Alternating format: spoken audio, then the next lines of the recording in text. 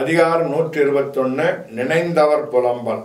உள்ளினும் தீரா பெருமகிழ் செய்தலால் கள்ளினும் காமம் இனிது எனைத்தொன்றினிதேகான் காமம் தாம் வீழ்வார் நினைப்ப வருவதொன்றில் நினைப்பவர் போன்று நினையார்கள் தும்மல் சினைப்பது போன்று கெடும்.